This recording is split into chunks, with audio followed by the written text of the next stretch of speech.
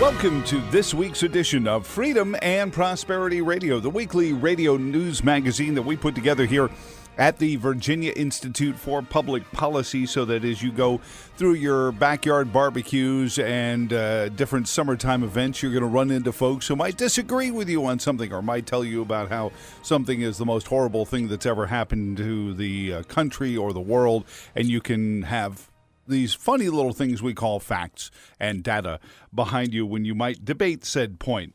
Joining us first this week is Chris Edwards, Director of Tax Policy Studies. He also runs a great website called downsizinggovernment.org at the Cato Institute to talk about, well, downsizing government. Good morning, Chris. Welcome to the program. How are you doing again, sir?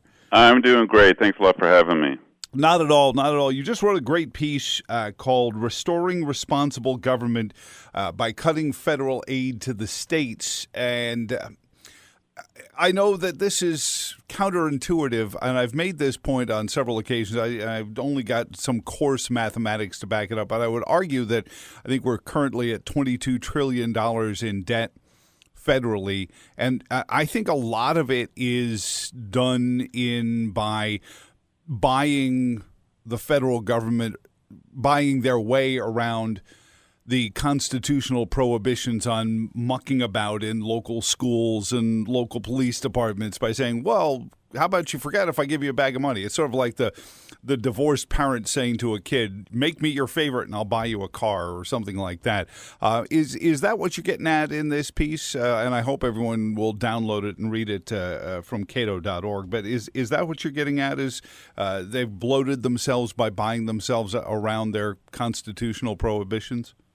That's right. The federal government currently spends $750 billion a year on state and local activities like K-12 education and community development and city transit systems. They dish out this money to state and local governments through 1,300 different programs.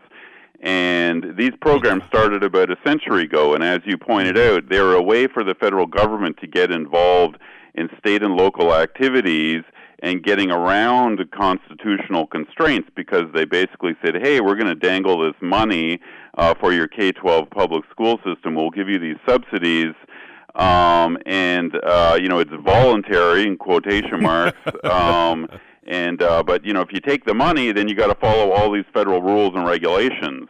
So this has been, these programs have been expanded on for over a century now, and the federal government, and we're at a place today where the federal government controls much of what goes on in state and local government. Mm-hmm. I mean, when you go show up and vote in your state and local elections here in Virginia or residents in other states, they think they're voting for local politicians to control their local and state governments. But actually, much of the control of state and local governments today is resided in Washington and is manipulated through these $750 billion of subsidies that are spread out across the country.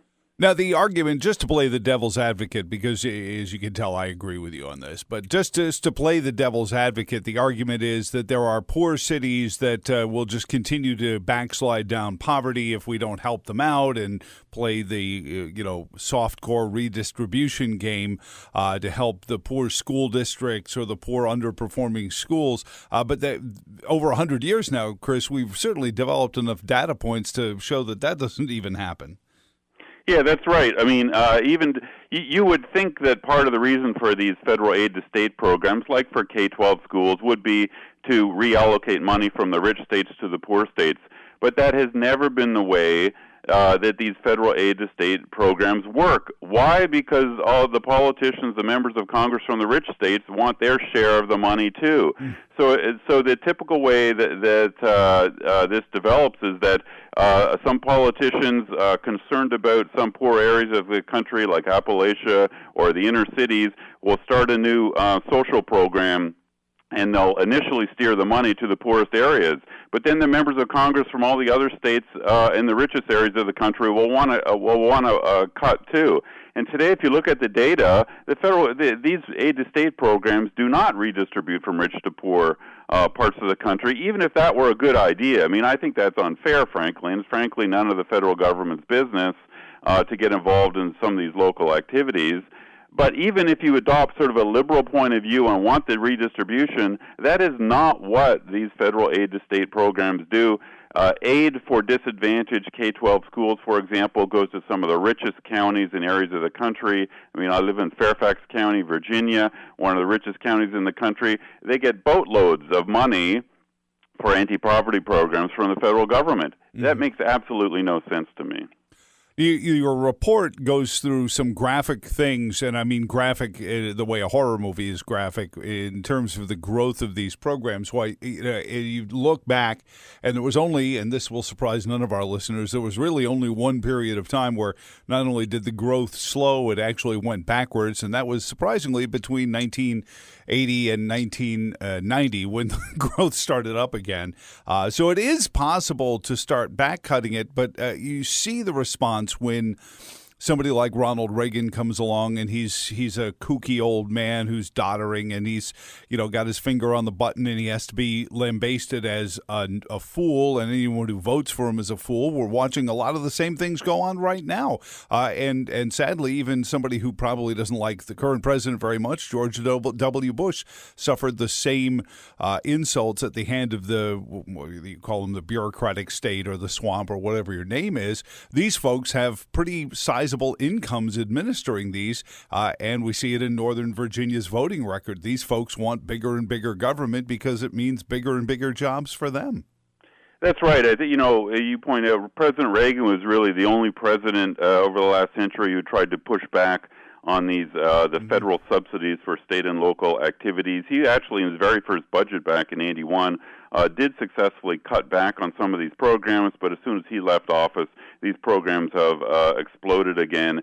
And the problem is they cause all kinds of distortions. I mean, a really great example of this is that we have those light rail systems that have sprouted up in dozens of American cities. They almost always have big cost overruns. They're much less efficient than bus systems. But the reason city after city has gone for those systems is because of federal subsidies. Cities say, hey, I can get a little bit of money for expanding a bus system, or I can get a lot of money if I go for one of those expensive rail systems, so they go for the expensive rail system. And it's that type of distortion you see over and over. So these subsidies, this money is not free. We all pay. Citizens in the 50 states all pay for this supposedly free money from Washington. And not only that, it induces state and local politicians to make these bad decisions and to build these expensive things like light rail systems. Oh, and then, of course, you've got the, what is the expression, if you rob from Peter to pay Paul, you have Paul's, enthusiastic support for it. So you get union workers, and often you'll get groups like the U.S. Chamber of Commerce supporting these things because they aid their particular, I refer to the U.S. Chamber as a union as well because that's really what they are. Or how they behave, and they're really just interested in this, the things that will benefit their rank and file membership.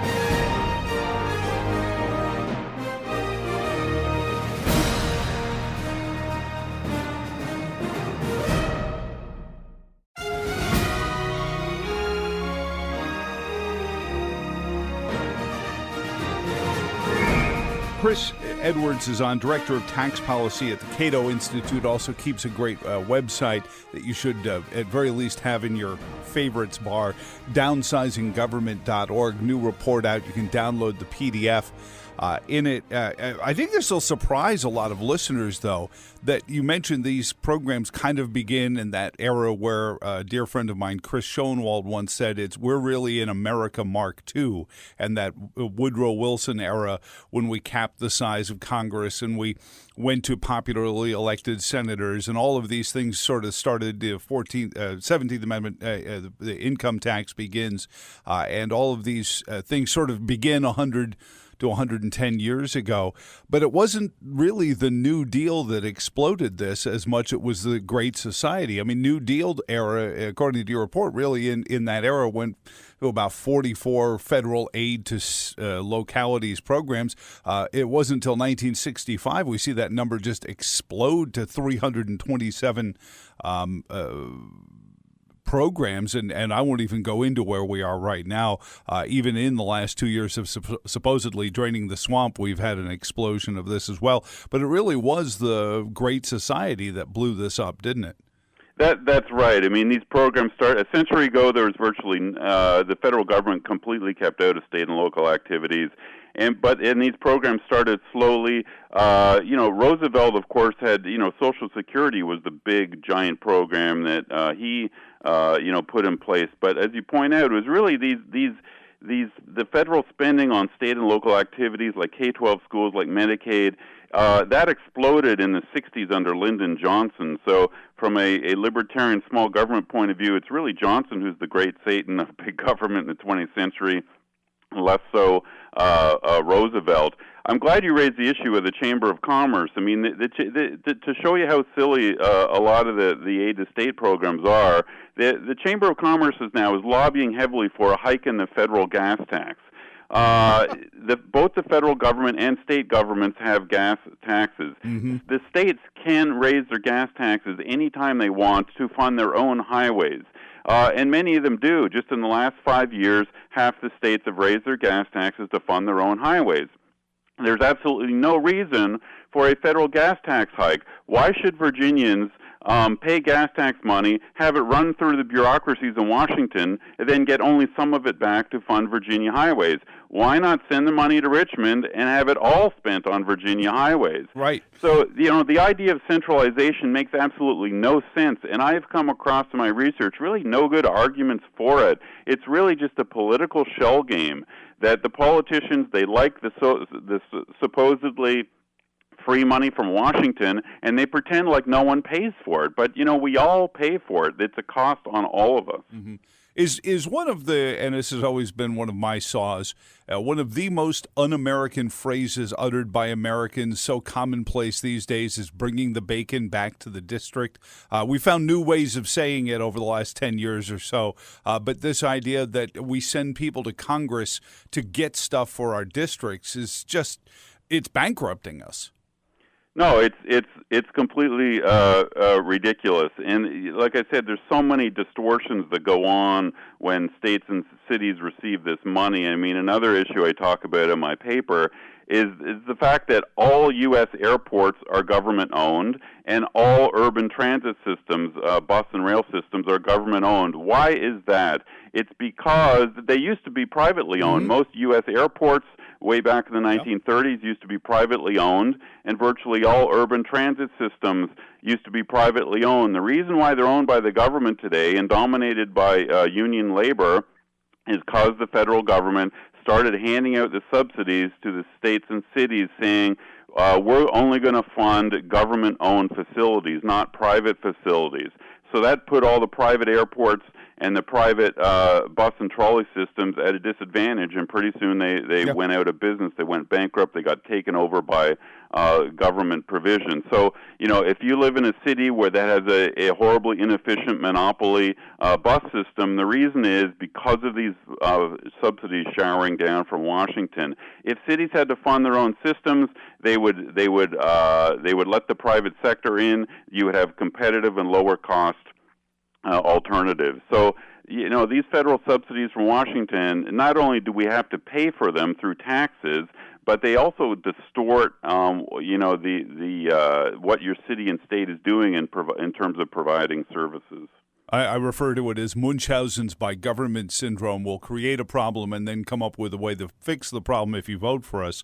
And we see this. I find it laughable, the local politicians saying if we can only get more people to ride the bus, but what is a private entrepreneur's number one goal? To get more people participating in their business. So a private bus company would be out there. New York City's transit system was built by private companies. Even the rail lines, the subway system was built by private companies and eventually, driven out of that business and taken over by the city and through subsidy federal government. It also doesn't, Chris, if I'm correct in what I view, it doesn't serve the stated purpose of helping people because at the end of the day, we're still watching school kids falling further and further behind, not achieving the things, not figuring out the things they need to be successful adults in the world. So our educational systems are failing, our bus systems, our transit systems are failing, our infrastructure is failing. So it doesn't even serve the purpose that's stated by these politicians when they start these programs, is it? No, and one of the problems is that all this federal money, like I said, it encourages monopoly at the state and local level, and it discourages diversity and community and different experiments and competition. And you see this in the schools. So Obama tried to use the K-12 school money that flows to every state to impose his Common Core standard on the states. The Obama administration, there's this big fight over the school lunch program. The Obama administration tried to ram the same sort of school nutrition standards down on every school in the nation. And you see this in program after program where the federal government tries to impose conformity. The federal government also tries to also imposes labor union laws when these subsidies go out. So highways cost more to build in Virginia because the federal any highway built with any amount of federal money has to follow the so-called Davis-Bacon rules, which inflates the cost of highway building about 20%. So these subsidies from Washington are damaging. If we didn't have them, the states could go their own direction. They could try different things that work best for the residents of that state, and then we could compare the states. And we could see who has good school systems and good highway systems, and the states could learn from each other in sort of diverse laboratories of democracy, which would work much better than this sort of one-size-fits-all imposed rules and regs from Washington. It's amazing, Chris, when you look at the amount of tax revenue that the Treasury takes in every year, and we've struggled economically until the last couple of years, but the amount even in 2014, 2015 that we generate in tax revenue through income tax and other corporate taxes that, even when we struggle, we generate an awful lot of economic activity. But that's all going into a pit in Washington to be redistributed to those. And funny enough, they'll still complain about K Street lobbyists. Well, how do you think half these decisions are made, if not by K Street and who's got the best lobbying fund? I'll give you one very specific example of how a lot of the money stays in Washington and how we all lose from these programs. There's an agency in the Department of Commerce called the Economic Development Administration. It's a fairly small one. It's only $280 million a year. The sole purpose of this agency is to ship out money to city governments around the country to subsidize local businesses, to pave parking lots, and mundane activities like that. So Americans send $280 million of taxes to Washington to fund this bureaucracy called the EDA. $40 million of that money stays in Washington to pay the salaries of the bureaucrats in this department or in this agency. And then only a net of $240 actually gets sent back out across the country to fund those local city activities. It makes absolutely no sense. So about 15% of the money here is just shaved off the top and spent on the Washington bureaucracy. Obviously, it would be much better for cities to keep their own money, to spend their own money on local activities. But this aid-to-state system, just generates this massive bureaucracy in Washington. As most of your listeners, I'm sure, know, most of the richest counties in America are now in the Washington, D.C. metro area.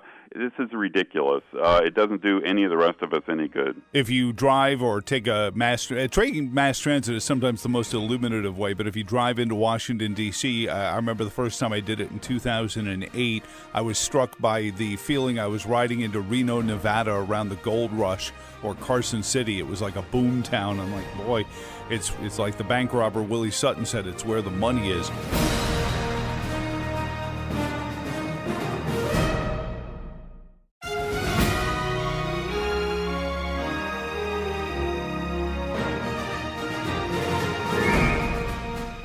Hey, Chris, I've got to ask about something that's not going to make us a lot of friends in the listening audience because the expression drain the swamp would lead one to believe that these programs are diminishing, but we've actually seen almost a 200 program spike in the last 3 years since 2015. Are we at least coming up with sunsets on these, or are these programs just expanding because that's what they do? They expand almost like an organism would. They do keep expanding. Under the current administration, President Trump, to his credit, has tried to eliminate some of these programs. So, for example, I mentioned the $280 million Economic Development Administration. To Trump's credit, he has tried to eliminate that program, but Congress hasn't acted on that.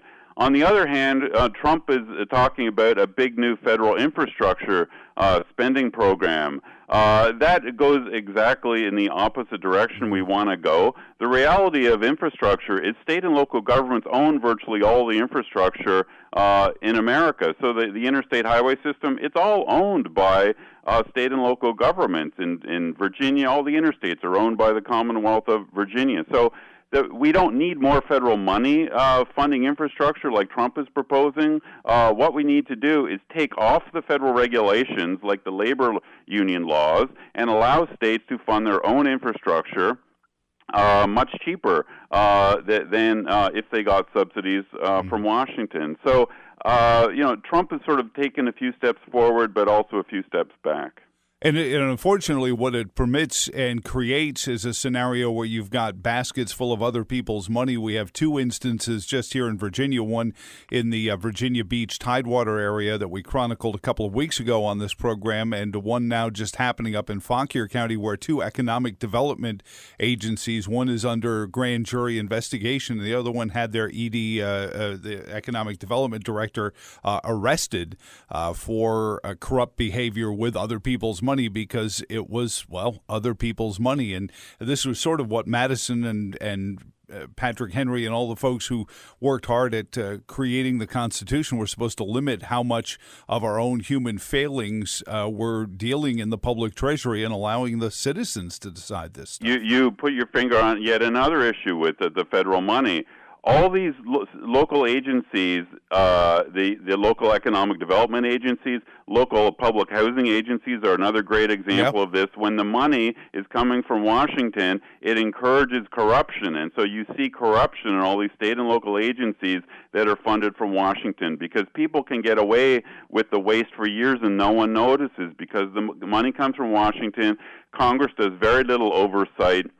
There's very little federal auditing of most of these programs, and so that's yet another reason why Americans should want their local activities funded locally, because it's much easier to keep track of the local politicians and local funding sources than money coming from Washington. Well, I was reminded, you were talking about that, it also goes back to our point, it doesn't help those it's supposedly going to help. I remember the story from a few years back of the school teachers in Atlanta, or it may have been an Atlanta suburb, but I think it was in the city, are in jail now instead of teaching because the school division had them all get together and change test results so that they would get more kids passed, so therefore they would reach plateaus that triggered better federal funding. I mean, that doesn't help a kid anywhere. That's right, and indeed, I mean, Chicago has had scandals where they artificially pump up the number of kids supposedly on the school breakfast and lunch programs. That way they draw additional money from Washington. So if you dangle this money to this federal money to local politicians, they'll often cheat and manipulate to try to draw even more money out of Washington. So the system is just, it makes absolutely no sense. It reduces responsibility and accountability in government. Well, I appreciate what you've done, Chris. Again, download the PDF of the program. You can, just put it in a little binder, have it around for you. It's not that, but it's really stunning stuff. Director of Tax Policy at the Cato Institute and downsizinggovernment.org.